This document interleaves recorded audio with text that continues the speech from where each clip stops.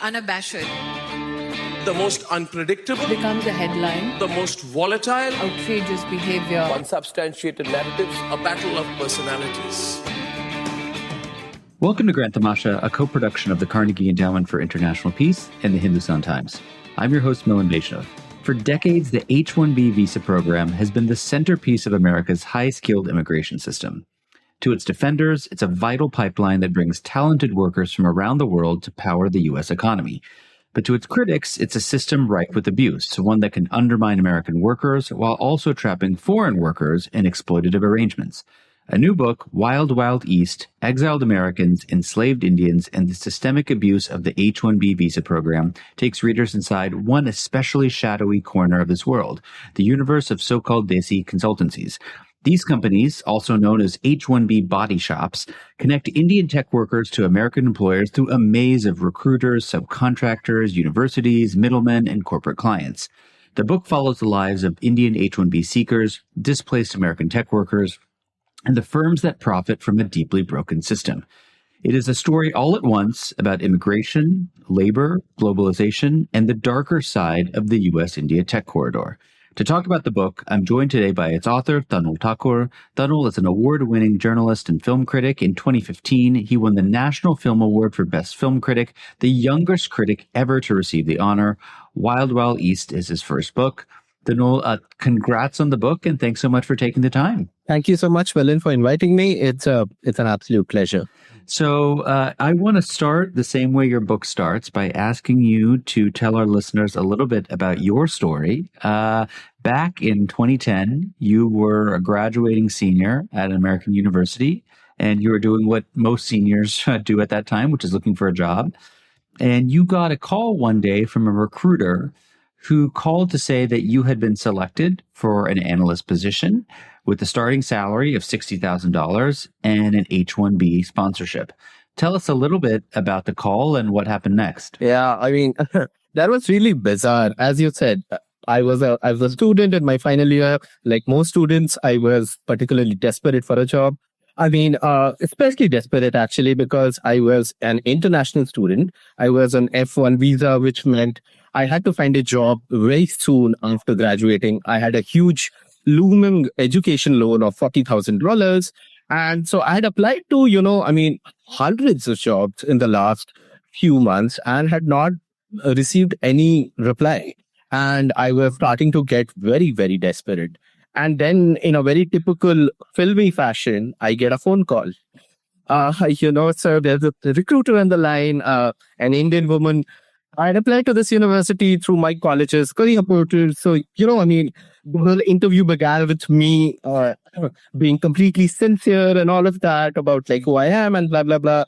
But very interestingly, as you said, like in less than 5 minutes, without asking me much about my specialization, my interests or anything else or any kind of even technical question, she offered me a job, and not just a job, but also a promise of an H-1B visa, a job with a salary of $60,000 per year, and followed by a green card sponsorship. And, it just sounded too good to be true. And we know, like, when things sound too good to be true, they are, well. So I started to get a bit suspicious. And I'd heard of this thing called the desi consultancies. So I started to grill her. I mean, I became an interviewer. So I started to ask her that, have you read my resume? Do you know my major? Because this was I was an electrical engineering major, or was about to be. And, this position was an IT position. It had nothing to do with any of what I'd studied. So I sort of and she did not have a proper answer to any of them. So then I simply asked her, are you from a desi consultancy? To which, she had said, yes. And I understood that what's going on. So I essentially cut the call and all of that. And so, yeah, as you said, right, that phone call essentially set the ball rolling. Will never forget her and her call, because it essentially swallowed my entire 30s. It made all my beard gray. And I'm really thankful that this is not on video, so I would say that, yeah, that's how it all began, actually. This was in late 2010. And yeah, I mean, I started to work on the book a few years later, but yeah, that was. Well, let me ask you about that because you return to India, you leave the United States a few years later, you began work as a features writer at a film magazine. Tell us a little bit about that transition. Working from film writing to narrative nonfiction is not an easy leap to make. But you kind of had this idea of doing a book on these so-called desi consultancies. I mean, tell us about the leap that you made. Yeah, so I moved to India in the summer of 2013 to essentially follow my passion to be a writer, a film writer to begin with. But and I began working on the book like in 2016, as I said, and it was a long-term narrative nonfiction project. But essentially, I did not have to make an explicit leap, I would say, because my film writing was also in the realm of narrative nonfiction.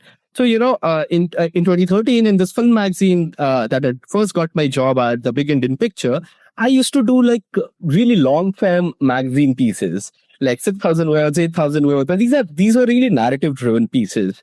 A few years down the line in 2016, just before working on the book, I did a few long form pieces for The Caravan as well. Again, some of them pretty long, like 5,000 words, 6,000 words. But then all in the realm of cinema, though. But like they will follow standard sort of like magazine narrative nonfiction practices. But I started to crave more. I started to I wanted to experiment more with sort of voice, structure, prose, things like that. And I've been a huge fan of, many American journalists who used to practice this form, right? Like say, right from John Hersey to Tracy Kidder to Kate Ellis to newer people like say, Catherine Boo, Matthew Desmond, stuff like that, Adrian Nicole LeBlanc and all of that. So I thought that, I essentially wanted to switch, wanted to do something on, say, like a larger scale, or wanted to tell like a larger story. And this, I had this idea in mind.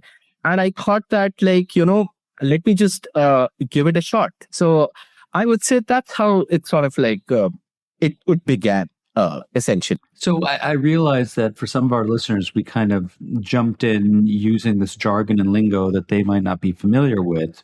So for people who don't know the term, help us define what a desi consultancy is.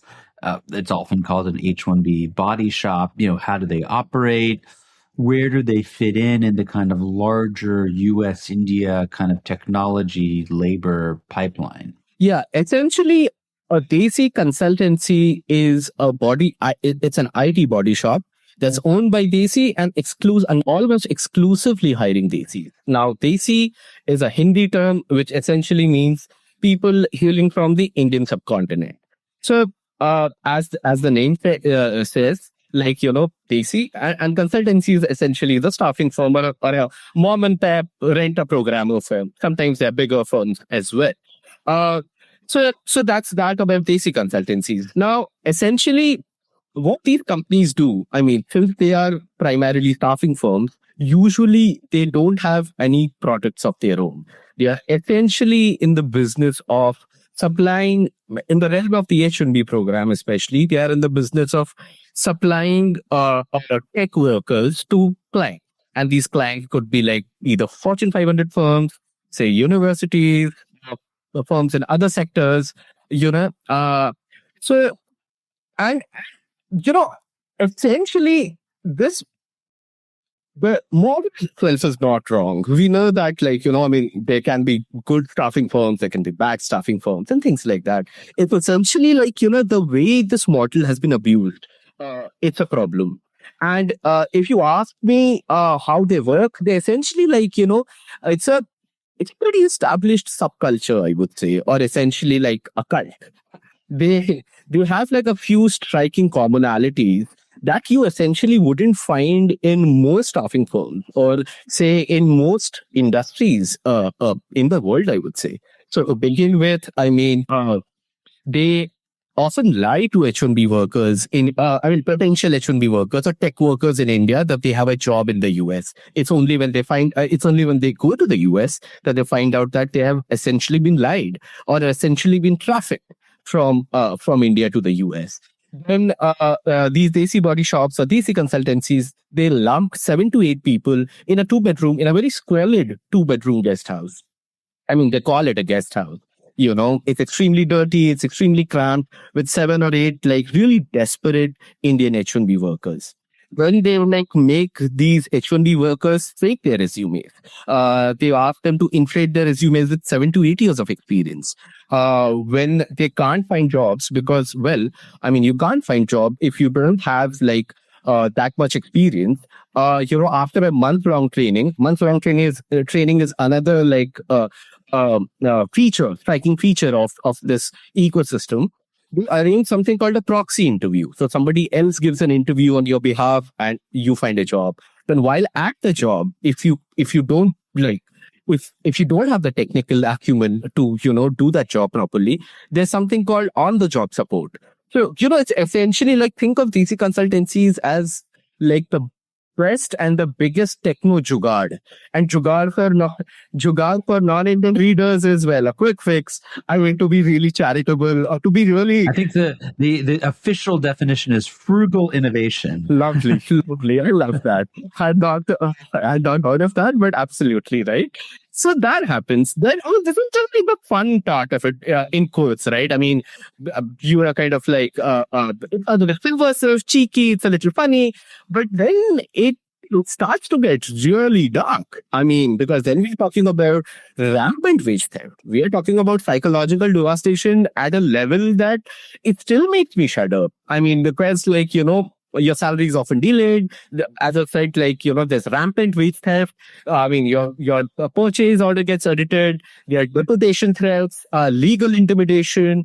All of these things start to happen. And given that you are so beholden to your visa sponsor or your employer, which is in this case a DC consultancy, you often don't protest these working conditions. So, you start to live a very double life, literally, right? Because you have somebody else quite literally at the job or at the client side. Yeah, you've said that you have 7 years of experience and all of that, but you come back home and you are this dude who is talking to somebody over Skype or WebEx to get your job done. So this is what their larger model is, I would say. So Tanul, just help us understand at a different level, right? Okay, you have the Metas and the Apples and the Teslas and the Googles. We know what those are, what they look like. Yeah. Then you have a set of Indian IT consulting firms, the TCSs, the Cognizants, so on and so forth. Now, where do this class of firms or companies fit in that broader landscape? Thank you so much for asking. I think this is very, very perfectly encapsulated. It will also give the viewers, listeners, a good mental map. So, we can think of the whole H-1B scenario, right? As a pyramid. In the way the hiring happens and in the way these parties are implicated or their levels of involvement in perpetuating this. And one can think of this pyramid as a 30-tier pyramid. On the bottom are the body shop or say desi consultancies. Above them, as you said, are Indian outsourcing giants. They are often called prime vendors. Above them, corporate America, which of course includes big tech giants, but also all other kinds of firms as well, right? Like insurance, pharmaceutical, aviation, whatever. And the last is, American federal agencies who also hire a lot from, also hire a lot of H-1B workers. So the way they are placed at the level that's their culpability, they are at the very bottom, in the sense that or if not at the level of culpability, let me just call it at the level of hiring, right? So let's say there is a client which wants to hire an H-1B worker, and it doesn't have or it doesn't want to hire a worker permanently. So essentially what it would do is it would say contact a outsourcing giant, which is called a prime vendor, as I said. And if they have H-1B workers, they supply those H-1B workers to the client. Oftentimes, or many times, let's say, they don't. So then they would ask another vendor, like, like a middle vendor, if they have done their supply and they become like a part of the hiring chain. So in such a case, like we had like a client followed by a prime vendor, followed by one or two vendors, or maybe none.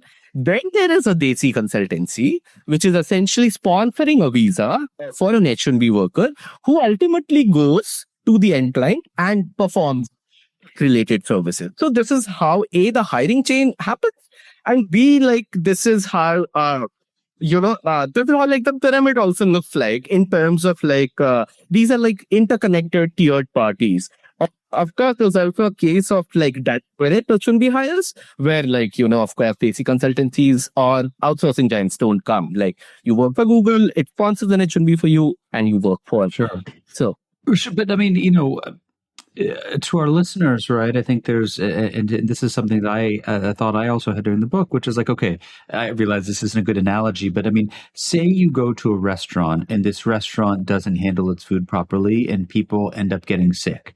And a bunch of people post that on TripAdvisor or Google reviews, people will stop going to the restaurant. If you work with some kind of construction company that does a really shoddy job, eventually the word will get out, right? So here you have these body shops, questionable practices, bringing people on who have faked resumes, don't have the skills. Why are they not ostracized? Why do they remain in the game as opposed to being left kind of outside of the fence? Absolutely right. So, I mean, in that level, then the culpability, like, or the responsibility or the accountability really lies with the folks or the entities actually who are really getting benefited by this. Which is to say, like the end clients. In many cases, there are no checks and balances. I remember there was a 2014 Guardian piece in which had exposed like some of these body shop related practices, and it has spoken to, I think, Apple for sure, and a few other big clients. I think Cisco was also there, and all of that, and essentially they said, you would find that, and something I also discovered that, I mean, there is no proper vetting. There are no like largely checks and balances as to like, because oftentimes you have cases where there are body shops that have been like heavily penalized by the Department of Labor, yet they still continue to be they still continue to supply labor to a lot of these big firms. So essentially, I think it's a matter of, who gets really benefited from it, and which is to say, like, I mean, to begin with, corporate America, and they wield disproportionate amount of clout in terms of like continuing the H-1B program the way it is, also closely followed by the laxity of the Department of Labor in kind of like, detecting and kind of like penalizing these bad apples, because like even when they are debarred from the H-1B program, which is very rare for a year, many times, I mean, during that period, they open like companies under a false name or a different name, address, and all of that, and they continue the same process. Essentially, so it's a bunch of factors, but like I think the most prominent one being, I mean, as long as it would work fine for everyone involved and everyone gets to like reap huge amounts from it, people really don't have a problem. Also, I mean, at least to begin with, all the I don't think it's true any longer, because I mean these cases have been really out in the open over the last few years at least. So for a very long time, this kind of like functioned as a hidden world, because this was so connected or confined within the Indian diaspora. And because H-1B workers were also like, both victims, but also perpetrators in the sense that, so everybody had like an incentive to keep this as a secret, I would say. But of course, that doesn't absolve like parties who should have done the right thing, but they did not. So I want to just ask you to say a word about the kind of three protagonists of the book. The book, I should say, follows three individuals and their stories, and of course their encounters. They all have slightly different roles in the system. The characters are named Virgil, Kumar, and Manu. Tell us a little bit about each of them and maybe why you chose to tell the story of the kind of H-1B system, the underbelly of the H-1B system, through their lives. Yeah, so Virgil is a 68-year-old IT worker who has tried to find an IT job for the last 20 years and has largely failed to find one. He worked in the US Navy from 1976 to 1982. He hails from a small Texan town called Harper. And after 82, he basically learned coding on his own, and then he entered the IT industry in 1988. There he found stunning success. He first worked for like $25 an hour for the first 6 years till 94. Then his earnings soared from 25 to 45 to $6 to $7.5 in 2003. But after that project ended, well, everything did, because he simply stopped getting any interview calls. He applied to like hundreds and thousands of jobs. He revised his resume more than 100 times. Nothing happened. He lost homes, partners, friends, optimism, identity, dignity. It was very bleak for him. So years later, in 2007, according to Virgil, using first grade math, he created a website called Keep America at Work, wanting to find the villains of his life. Now, Kumar is somebody, who went to, he was a Bachelor of Arts graduate, he got a BA degree in 1995. Then for the next 12 years, he toiled for what he called his dream America. So he applied to F1 and H-1B multiple times, got rejected. Nothing really happened. And then he moved to the US in 2008 to work for a small IT body shop in New Jersey, thinking that his life was set. In New Jersey, he found something that a lot of Indian H-1B workers do, which is that he did not have a job. He found out about the cartel of desi consultancies, fake resumes, proxy interviews, all of those things. Something very interesting about Kumar was when he was in India, he used to call himself, or think of himself actually, as a Hindu fundamentalist Brahmin. And he used to think that the big proponent of Hindutva, the BJP and all of that, India shining narrative and everything, and thought that did not think very positively of the West. It's only when he comes to the US, he finds a very different side of Indian brethren. And so he gets fed up of all of that. And in 2013, he creates a YouTube channel to expose this sordid industry and all of that. And Virgil and Kumar, they sort of meet later in the story, and they understand that, they should not be adversaries, but allies. Now, Manu is the third character, unrelated to Virgil and Kumar, also the youngest of the lot.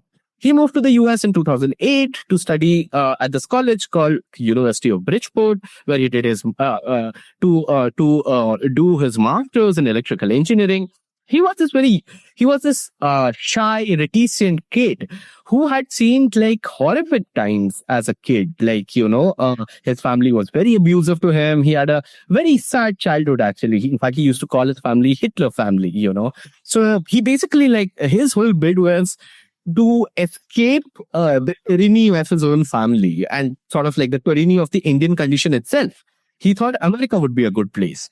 Little did he know that he had escaped one set of abusers to collide into another set of abusers all the way in the US. And those abusers were also Indians. So these are the three protagonists that kind of underpilled the narrative portion of the book.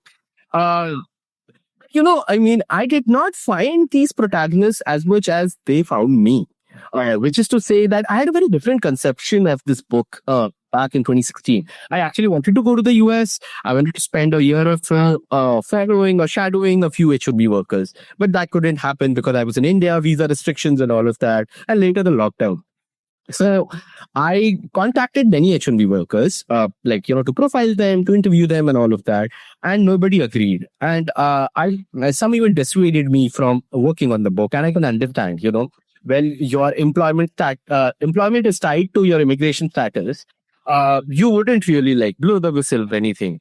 But then, Kumar is this one rare, courageous person who had a YouTube channel, who still does have a YouTube channel. So I stumbled onto it. I spoke to Kumar and he agreed to be a part of the book. He then introduced me to Virgil. And so I read those two protagonists like that. I found on my own. So essentially this changed its tenor from being a piece about, surviving the H-1B program to fighting the H-1B program. And I wanted somebody like Manu as well. I could have just written a book on Virgil and Kumar. But because Kumar had followed this H-1B pipeline, which is to say that he studied in India, went to the US on an H-1B, And I knew that there was rampant abuse in F1, OPT, and all of those programs. I also wanted like somebody who had gone to the American or an American university, So in that case, Manu was great. So I thought that given with all the restrictions and all of that, narrative restrictions in terms of finding suitable protagonists, I thought this was a good approach of understanding both the economic and the psychological cost of the H-1B program, where you have like a displaced American techie, where you have like an H-1B worker in a desi consultancy, and you also have like a student who goes to an American college, then graduates from there, goes to a desi consultancy, and essentially what happens to them after that. I mean, I just want to clarify one thing that has come up a couple of times in this conversation, which is, I think most people have the impression, including myself, that, you get a job, you're offered a job, that employer sponsors your H-1B, that job comes with a kind of salary. But that's not really what you're describing in this book. I mean, these are people who have a job on paper, but it all depends on client work. That client work could happen, it could not. You could go long stretches without client work. The pay is not really guaranteed. And in any case, your body shop may take a pretty fat cut of whatever you eventually make them. So I guess how within the confines of the regulatory arrangements around H-1B are these body shops able to survive, given that there really is no job and there really is no salary floor, which I thought was supposed to be a fundamental part of the program? Yeah, absolutely. Right. And that's where it kind of the sordid reality of this underbelly comes in. I mean, and I said something earlier in our chat, which is to say that in a lot of cases, these H-1B workers are both victims and perpetrators. Something similar is happening here. So, for example, as you very rightly said, right, that, one of the biggest, the fundamental criterion for an H-1B visa is that you need to have a job. And not just a job with a stable salary, but that your employer is, the law mandates the employer to pay the H-1B during all non-productive hours as well, which colloquially in the IT ecosystem is called the bench period. So in a lot of cases, of course, given these are temp positions, these are short-term contracts and all of that, in many times, H-1B workers don't have projects. In those cases, the employers or say desi consultancies don't pay them. In fact, not just don't pay them, they ask them to pay the employer's tax during that bench period because they have to comply with the rules of the H-1B program. So they have to keep running the payroll to create a facade of, like we are compliant with the law and everything else. So in that case, H-1B workers themselves help cover them dirty trains. So there oftentimes is like a very tacit sort of arrangement with their own employers because, what option do they have? Sure, they can leave the US and all of that, but right. But otherwise they're kind of trapped into this arrangement where it is a kind of servitude of a sort, but at the same time, the option is exit. The option is not get another job. Absolutely. So, this is one major way that, this fraud or this exploitation is both like hidden, covered, and also like perpetuated, I would say.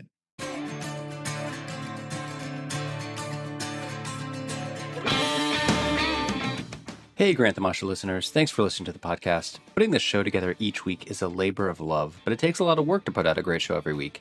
If you'd like to support the work we do at Grant Tamasha, please visit ceip.org/donate. Don't forget to subscribe to us on Apple Podcasts, Google Podcasts, Spotify, or on your favorite podcasting platform, so you'll be the first to know when a new episode rolls out.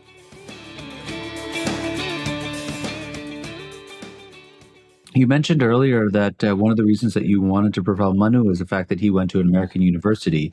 I think one of the features of this book that's just so interesting is how many institutions are simultaneously implicated in this kind of fraud, right? So you have consultancies, you have universities, you have staffing firms, you have corporations, you have government agencies.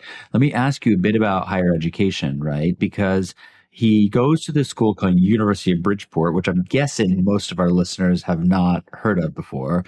what kind of an establishment is? It's not the only one, by the way. You talk about many others, which I also hadn't heard about. But what is a place like the University of Bridgeport offering? What's their role in this kind of tangled web? Yeah, so, a school like the University of Bridgeport, it essentially greases the wheel for an H-1B applicant. So there are many students in India who get very low GRE and TOEFL scores, but they still do want to go to the US. And their ultimate aim is not F1, but an H-1B visa. But how do you get there? Not many companies will sponsor an H-1B visa. So an F1 visa becomes an easier alternative, which is just a kind of classic no-frill student visa. Yeah, absolutely. It's a straightforward student visa.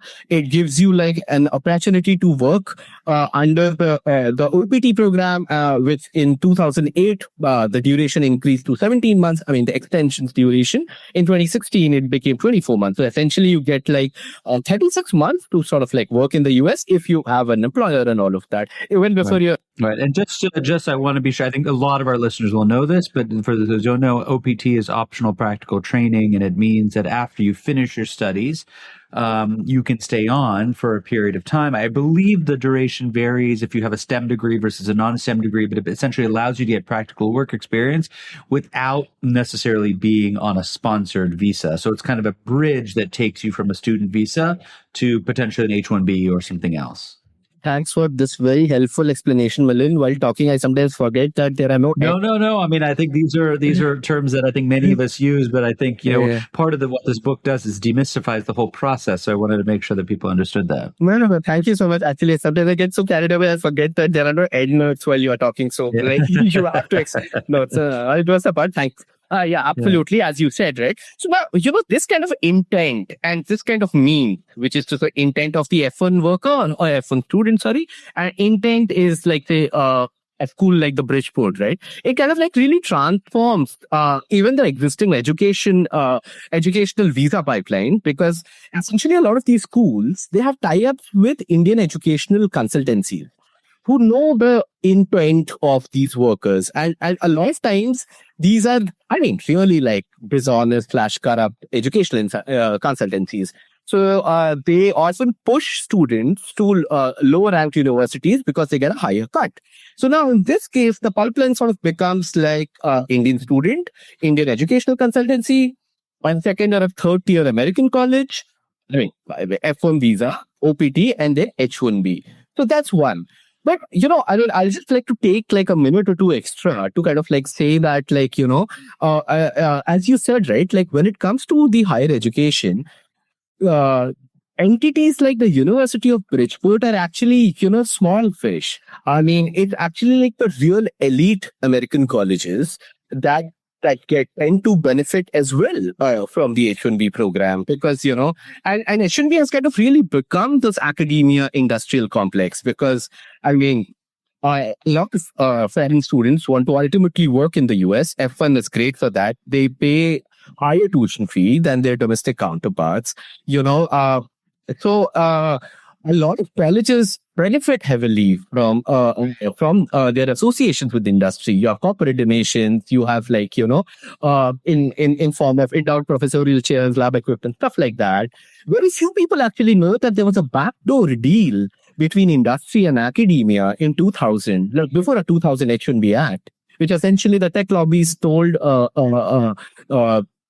academia or American universities that you support us championing a higher annual cap for H-1B, and we will ensure that you get H-1B workers you get unlimited H-1B workers at academia level salary. So in that case as well, there is a material benefit as well. So right. And I think it's worth pointing out, sorry to interrupt you, that while there is a statutory cap for the number of H-1B visas that can be issued every year, that cap exists for private firms. If you're a university or, say, a 501c3 nonprofit, you are not subject to an H-1B cap.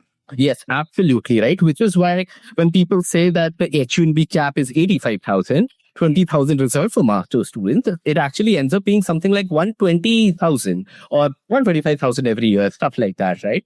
Right. So, I mean, even though universities are exempted from the annual cap, and they can set their own pay scales and everything, they also hire from almost shady desi consultancies.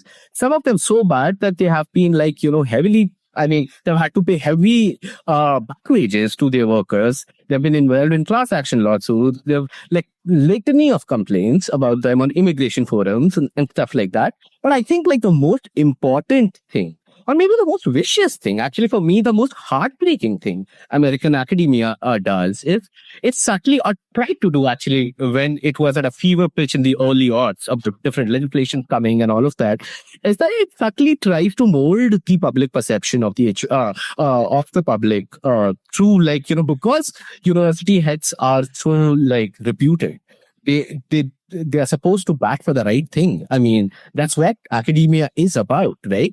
So when they write op-eds, when they go on these different news channels and they talk about about the possible expansion of the H-1B program, that has an outsized influence, I think. And it for me was a bit heartbreaking to find that level of disingenuous. So Tanul, let me just, I think, here's something that I kind of struggle with, right? Is I have somebody who studies the Indian diaspora. I've written a little bit on immigration, and I'm a big believer that America is fundamentally a country of immigrants and that we've benefited enormously. I certainly wouldn't be here unless my parents could have immigrated from India many decades ago. And, most of, or many, I should say, of the kind of peer-reviewed kind of academic studies show that there is a boost to economic dynamism in the United States on account of skilled worker visa programs and so on and so forth. And there's a geopolitical backdrop to this, of course, which is the U.S. is locked into this kind of 21st century competition with China, which revolves around critical and emerging technologies like AI and quantum and so on and so forth. So there is this larger backdrop. So I guess just to kind of reframe this slightly, you've given us a very dark picture of the kind of fraud and shadiness and shady operators and almost kind of slavery-like conditions, right? That people work in. How do you square these two realities, right? Which is about this American economic boom, being at the cutting edge of innovation, relying on immigrant entrepreneurs, immigrants who take out patents, immigrants who do cutting edge R&D. And on the other hand, this very disturbing story of people who are scamming the system or who may get embroiled in a scam without even knowing it in the first instance. Absolutely. Thank you so much for asking this, actually, because, this has become such a politically detonating, it's become a political minefield, actually, especially over the last few years. My stance on this is absolutely blindingly simple. I don't have a problem with immigration at all, actually. I think immigration is one of the most fundamental human impulses. I think it's one of the most beautiful human impulses. I have been a beneficiary of the American immigration system.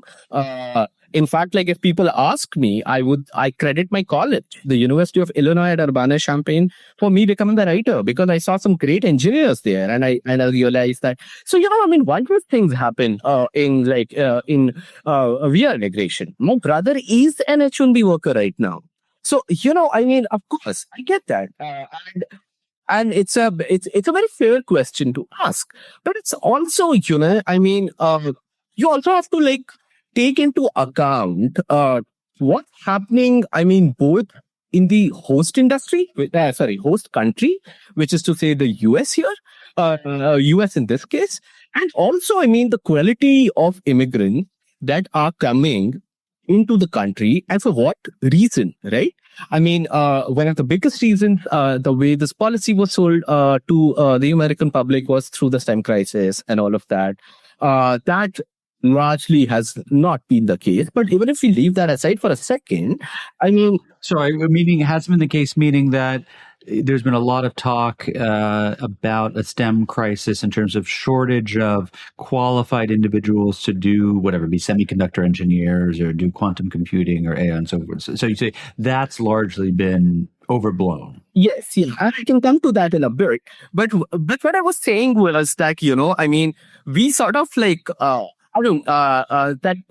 that makes me come to the point which I just made earlier, which I'll just elaborate on a bit now, is, the quality of immigrants also, or like in this case, say guest workers who become immigrants later, that quality actually has not been very good over the last, quite some time actually. DC consultancies have existed like right from the inception of the H-1B program. And when you have that kind of a system, which kind of like preys on, vulnerable people, and in many cases, like those vulnerable people do not have like the skills to do the job, because which is sadly evidenced by like the preponderance of say fake resumes, proxy interviews and all of that.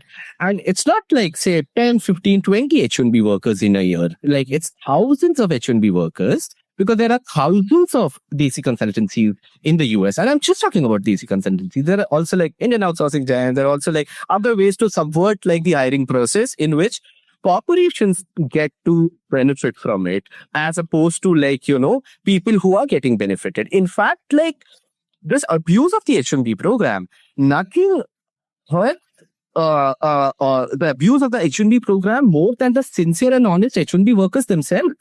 I know people, like a cousin of mine, he had to like move to Canada. Because, his H-1B petition just wouldn't get picked in a lottery year after year. So, there are many, many examples. So, more especially coupled with like, what it has been the state for American IT workers for a very long time. Like, you've had like corporations like firing American workers and asking them to train the replacement, which are H-1B workers, and so when it now, of course, AI has come in, which is spawning its own narrative in terms of replacement and all of that. So when you have like this kind of a complicated scenario where it is a program which has a very good intent, but it has been sort of like been abused or for the lack of a, sorry to sound like Tarantino word, but has been bastardized for like really nefarious means, right? Like for corporate ends. And it's essentially largely not helping H-1B workers. It's not helping American workers. Then we need to sort of like, pull the curtain on it and ask ourselves, who does it really benefit? And, and in that case, what should be the extent of high-skilled immigration to the U.S.? Right. So we'll come back to this in a second towards the end, but I just want to ask you a question about the kind of criminal justice system and the cracking down. In 2013, in the book, you talk about a case in which U.S. federal prosecutors accused Infosys of systemic visa fraud. Since then, that was almost, 13 years ago. How seriously has U.S. law enforcement cracked down on the kinds of practices that you describe in your book? So, so the U.S. law enforcement in the H-1B realm has been very, very lax, definitely till 2013. Very lax, actually. It's crazy. But after 2013, there have been some improvements. Not a whole lot, but definitely some improvements. In fact, even if you see this 2013 Infosys case, wherein it paid $34 million to the US government, like a record amount, that actually also did not come about as an independent, say, enforcement or investigation. That came out because an American whistleblower sort of like, came out and said. And one wished that like, there were more enforcement actions, because you would see them some very fascinating and disconcerting narratives. In 2017, Infosys paid $1 million to the state of New York to settle visa fraud allegations. And it really mimicked its 2013 settlement, which is that it was alleged that like, it was importing folks on B1, which is to say tourist visas and all of that, and making them work full time and everything else. In 2020, Facebook paid the Department of Justice sued Facebook for discriminating against American techies and for like favoring, H-1B workers through essentially like a feature of the green card program. I won't get into that now. Facebook had to pay around like $40.5 million as a settlement. In 2023, Apple had to pay $25 million as a settlement. Amounts are exactly for doing the same thing, like discriminating against American techies to give preferential treatment to to H-1B workers. Now, if you take a look at the work in our division database, which is essentially an investigative arm of the DOL, which has the names of all these companies who have paid back wages for H-1B violations and all of that, you will find some fascinating insights. You will find that, yeah, sure, there are tech companies, but there are other kinds of companies as well. There are state government agencies, there are restaurants, there are beauty suppliers, there are tire makers, there are plastic bottle manufacturers, there are schools. In fact, the biggest penalty or the biggest back wages paid in the H-1B program is not a tech company. It's not a company at all. In fact, it's a public school district. George County's public schools in Baltimore, I think, it had paid $4.22 million as back wages to 1,046 H-1B workers for not paying them required wages in 2010. So yeah, I mean, every year, you do get a few enforcement actions, which next a few $1 million in back wages, but given the quantum of abuse in it, in the H-1B, it is nearly absolutely not enough. I want to ask you about the flip side of this, right? Which is one of the things that comes out through the book, through some of your reporting in India. I mean, we talked a lot about your reporting in the United States, but there's reporting done in India as well, which is in the states, particularly the states of Andhra Pradesh and Telangana. This region has been a kind of epicenter for H-1B fraud. Tell us a little bit about what's happening on that side and whether Indian authorities have taken any steps to crack down on maybe some of these desi consultancies who are engaged in malpractice. Yeah, so that's fascinating actually, because I came to Andhra Pradesh and Telangana purely by accident. When I started to work on the book, I did not know that they were those states were the ones who had a disproportionate representation in the H-1B fraud. Right? I mean, there are a few reasons for that. One is that they essentially had the first movers advantage. I mean, late 70s, you had there was already a sizable presence in the US of Telugus, primarily doctors, but through chain migration, they sponsored green cards for their folks and all of that. So by the time say you have the early 90s or the late 90s, which is to say the inception of the H-1B and the Y2K boom, a lot of these folks are already here in disproportionate numbers as compared to folks, Indian people from other states. And of course, so the bad apples among them become particularly conspicuous. Second is besides for Andhra Pradesh and Telangana folks, besides economic incentive, there is also another incentive, which I think is as important. Because how many states can say that or boast of a visa temple? Well, Hyderabad can, Chilkur Balaji. I mean, there is this huge fixation. There is this whole US in those two states is not just geography; it's prestige. So it's prestige, and so on one level of economic incentive, it's supplemented by level to call as image making or myth making, but it's also something that prohibits a lot of folks, a lot of Telugu people from going back to India. Third is also in the 90s, you had a chief minister of Andhra Pradesh, who was so drunk on the new liberal Kool-Aid that he used to call himself the CEO of Andhra Pradesh, So, I mean, of course, that also had a part.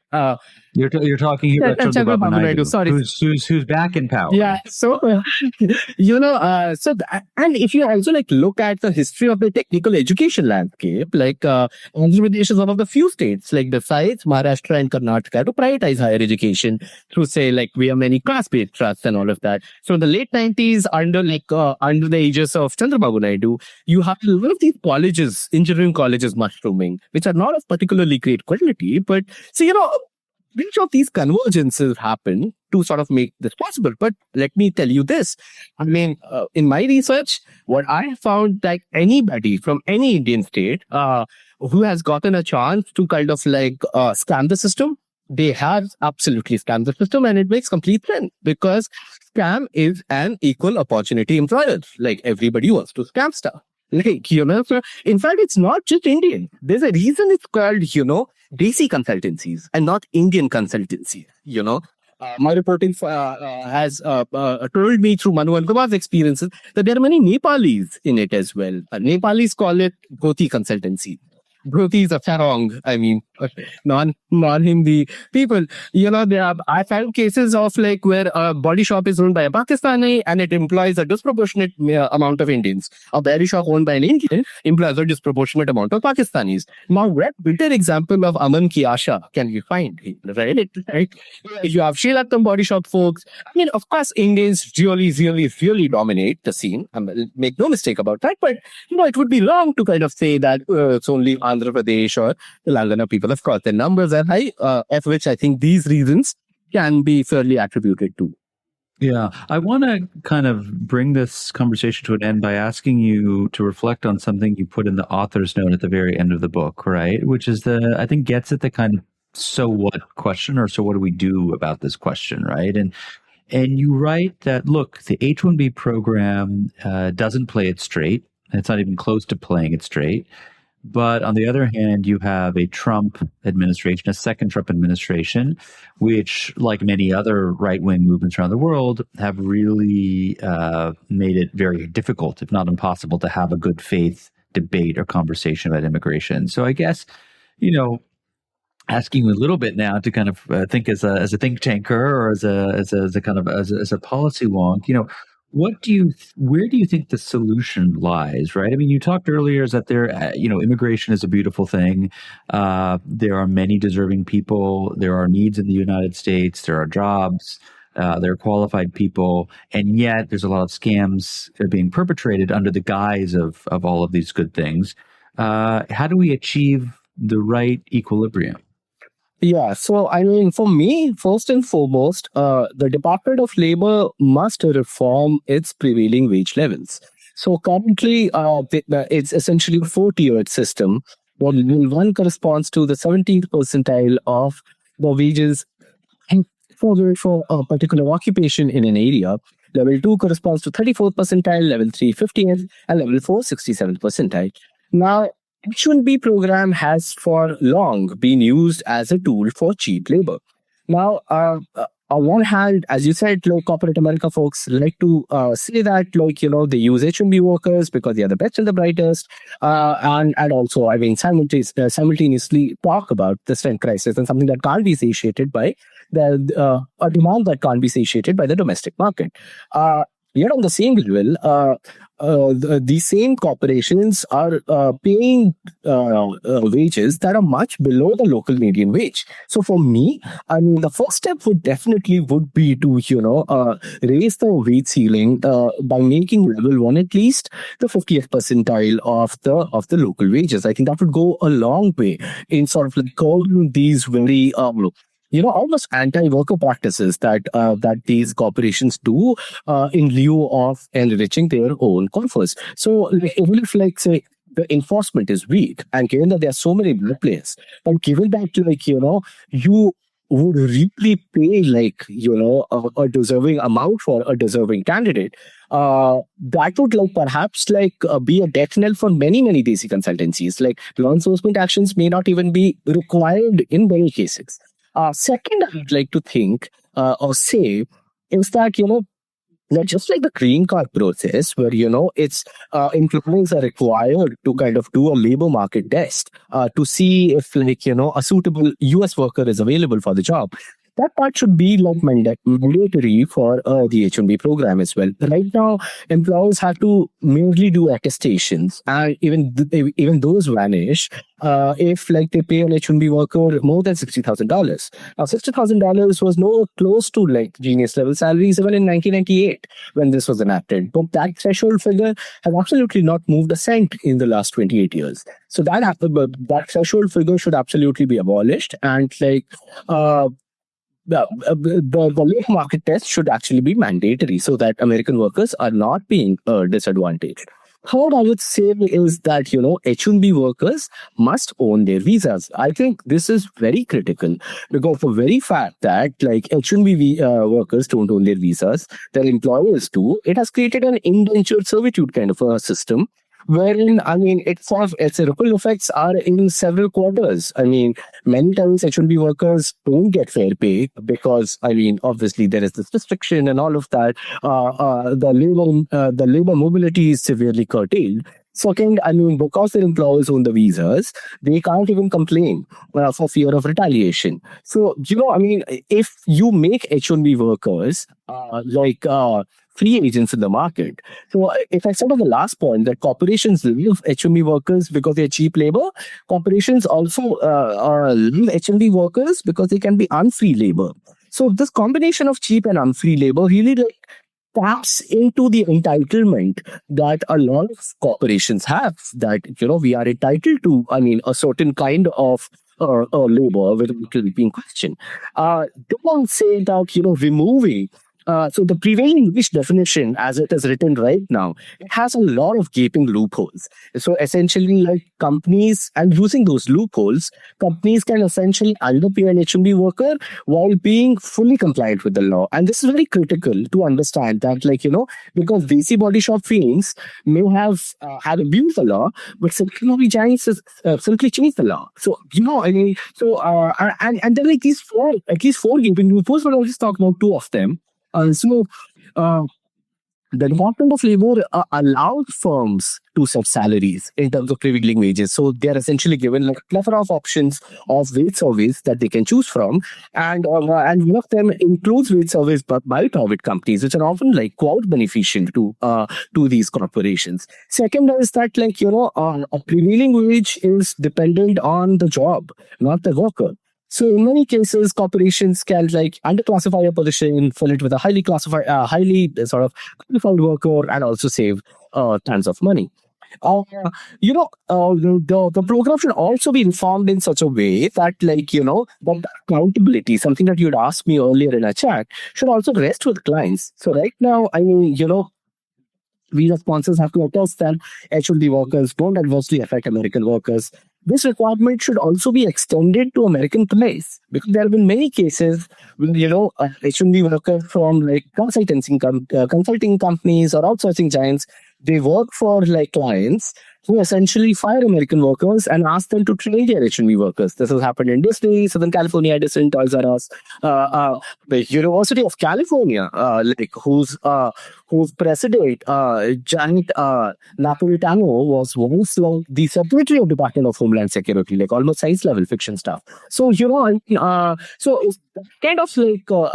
if this accountability is increased at the level of clients, that they have to either say post and seniors, or they have to also be accountable that actually, because at their places, even through contracting or subcontracting situations, do it mostly affect American workers. That would also be, I think, quite good. There should definitely be a minimum prevailing wage for F1 OPTs. Right now there is none. After 2016, there is this one loop servers that they have to pay a compensate whatever to corresponding to American workers. But it's again just startup H4. H4EADs, H4 are the wives of H1B, spouses of H1B workers, wives or husbands of H1B workers who can work in the US. But again, no prevailing wage requirement. I think that's important because they're also becoming larger part of the labor pool. I would say the recent wage-based lottery is actually a much welcome change, which I hope will curb some blatant H-1B abuse. And so these are some pressing concerns and reforms, I think, which implemented would go a long way in sort of ensuring that the H-1B program functions in the right spirit, which is that it truly invites the best and the brightest foreign workers to the country, and not, as can often be the case right now, cheap and unfree labor who will truly complement and not, replace US workers. My guest on the show this week is the author Tanul Thakur. He is the author of a brand new book called Wild Wild East, Exiled Americans, Enslaved Indians, and the Systemic Abuse of the H-1B Visa Program. Akash Kapoor, who's an author and a professor at Princeton, had this to say about the book. What begins as the pursuit of a better future unspools into a gripping tale of scams, broken promises, and impossible choices, rendered with the pace of a thriller and the intimacy of a novel. This is a moving, deeply human and empathetic portrait of a topic that is too often simplified and turned into fuel for demagoguery. Tanul, thanks so much for joining us on the show this week. Thank you so much, Milan, for having me. It was a pleasure. Grant Tamasha is a co-production of the Carnegie Endowment for International Peace and the Hindustan Times. You can find us on Apple Podcasts, Spotify, or wherever you get your podcasts. Don't forget to rate and review. It helps other people find the show more easily. For more information about the show, to support the work we do on Grant Tamasha, and to find the writing we mentioned on this week's episode, visit our website, granttamasha.com. Tim Martin is our audio engineer. Aizen Familetti is our executive producer. Additional assistance provided by Andy Rabina. Thanks for listening, and see you next week.